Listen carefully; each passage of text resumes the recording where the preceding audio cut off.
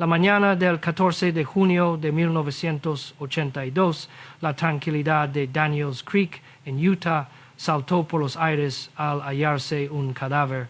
La autopsia reveló un disparo en la nuca y una mutilación atroz. Le faltaban los genitales. Un año después, la policía identificó a la víctima como Marty Shook, un joven de California de 21 años. Al joven lo vieron con vida 2 días antes del hallazgo, cuando se despidió de su madre para hacer autostop hacia Colorado, lleno de sueños.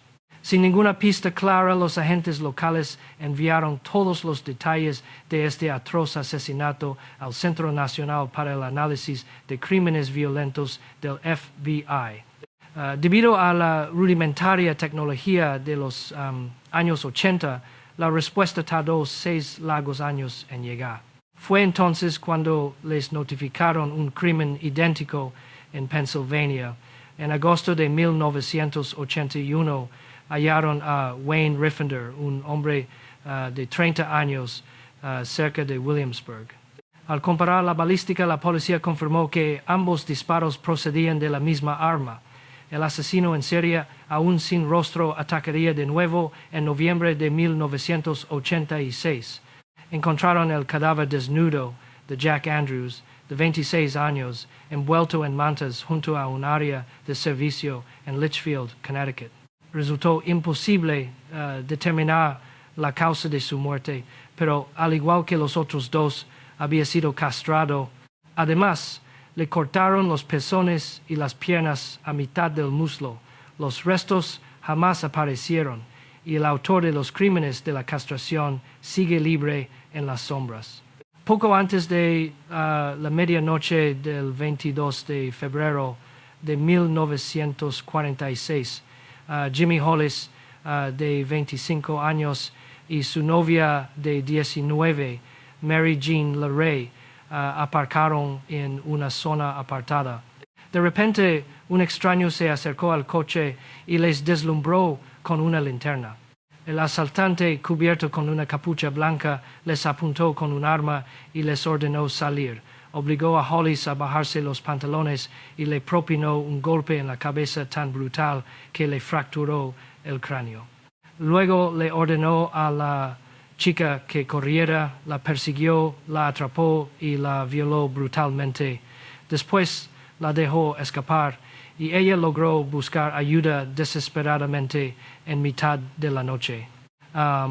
Ambos lograron sobrevivir, pero el terror apenas comenzaba. El 24 de marzo, Richard Griffin, de 29 años, y su novia de 17, Polly Ann Moore, fueron hallados muertos a tiros en su coche. Al igual que las primeras víctimas, los sorprendieron en mitad de la noche en una zona aislada. Justo 3 semanas después, otra pareja que buscaba intimidad corrió exactamente la misma y terrible suerte.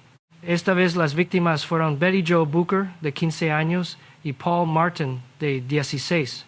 Sus cuerpos acribillados aparecieron a kilómetros del vehículo de Martin.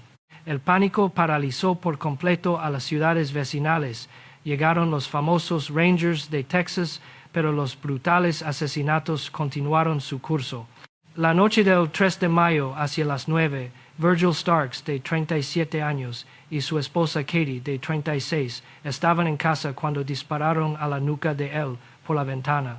Al acudir, Katie recibió 2 tiros en el rostro, pero milagrosamente logró levantarse y huir para pedir ayuda. Ella sobrevivió al infierno, pero Virgil no. Tras el ataque, los sangrientos asesinatos de Texarkana cesaron de golpe después de 10 semanas de puro terror. En total, el asesino fantasma arrebató la vida a 5 personas e hirió a otras 3. Su verdadera identidad sigue siendo hoy un misterio absoluto.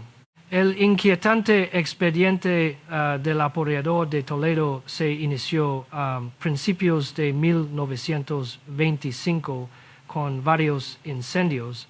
En apenas unas horas, varios almacenes de madera por toda la ciudad de Toledo, Ohio, fueron devorados por las llamas. Semanas después, Una oleada de bombas sacudió edificios residenciales, aunque por fortuna ninguna persona perdió la vida en los ataques. Las explosiones cesaron de golpe. Fue entonces cuando el misterioso pirómano desató una sádica campaña de agresiones físicas dirigida exclusivamente contra mujeres desamparadas.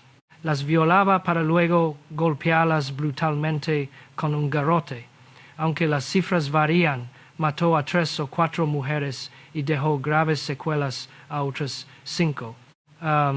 Tras cometer su 9º asalto, el agresor permaneció inactivo durante meses hasta que resurgió el 26 de octubre de 1925. Al amanecer, violó y mató a una maestra cerca de su propia aula de clase. Esa misma tarde, hallaron a otra mujer de 47 años violada y golpeada hasta la muerte dentro de su casa. Un mes después, nuevos incendios provocaron pérdidas de $200,000. Uno de los objetivos fue un almacén de madera idéntico al del inicio de esta locura. Prensa y policías sospechaban firmemente que una sola mente criminal planeaba todos los incendios, las bombas y los asaltos. Sin embargo, la conexión real nunca estuvo clara y cabe la posibilidad de que la policía utilizara la teoría de un único autor para agrupar a la fuerza varios casos sin resolver. Acompáñame a la noche del 20 de diciembre de 1968, cuando David Faraday, de 17 años, y Betty Lou Jensen, de 16, aparecieron asesinados en Vallejo. Un asalto sin móvil que desconcertó a las autoridades. Nadie imaginaba que este sería el sangriento debut del asesino en serie más famoso e indescifrable de Estados Unidos.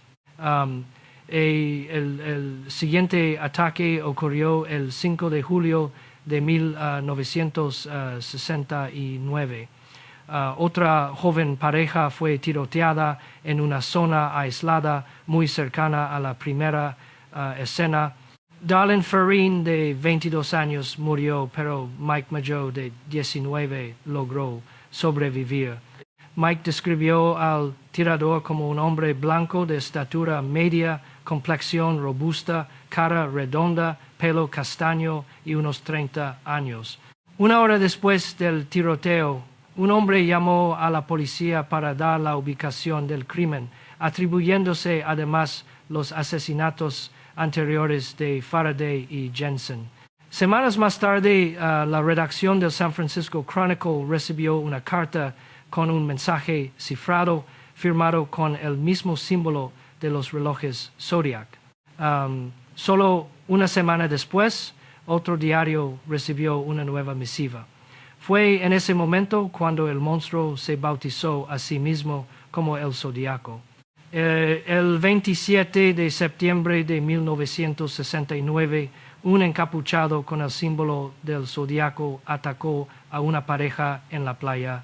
Cecilia Shepard, de 22 años, murió, pero su novio de 20 sobrevivió. Su quinta y última víctima confirmada fue el taxista Paul Stein, de 29 años. Al igual que otros objetivos, recibió un disparo mortal con un arma de 9 milímetros.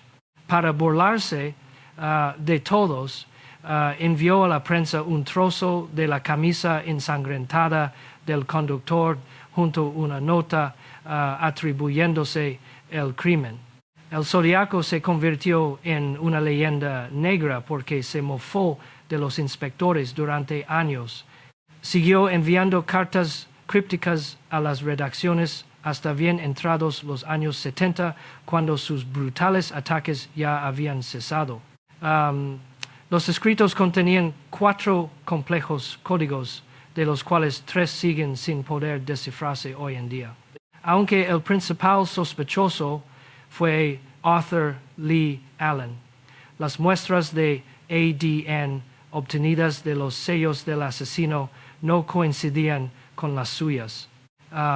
El sospechoso falleció en 1991 llevándose la verdad absoluta a la tumba. No lo confundan con Richard Ramirez. El acosador nocturno original aterrorizó el sur de California de 1979 a 1986 sin ser capturado. A este sádico agresor lo describían como un joven muy atlético de unos 20 años que, oculto tras una máscara, asaltaba las casas donde sabía perfectamente que residían mujeres solitarias y vulnerables. Si la víctima vivía acompañada, el asesino los sometía a ambos mientras dormían plácidamente. Los ataba con cuerdas y violaba a la mujer, obligando a su indefensa pareja a presenciar aquel horror insoportable que hoy nos estremece. Ataba a ambas víctimas con un cordel grueso, luego obligaba al hombre a mirar impotente mientras agredía sexualmente a su pareja. Este monstruo jugaba con ellos de forma sádica para asegurarse de que los hombres presenciaran el horror de sus esposas. Después del ataque, en la mayoría de los casos, los golpeaba brutalmente hasta matarlos. Dejó al menos 10 víctimas mortales a sus espaldas. Apenas dejó pistas en las escenas, salvo una crucial, su ADN. Al analizarlo en el año 2001, los investigadores se toparon con algo completamente inesperado.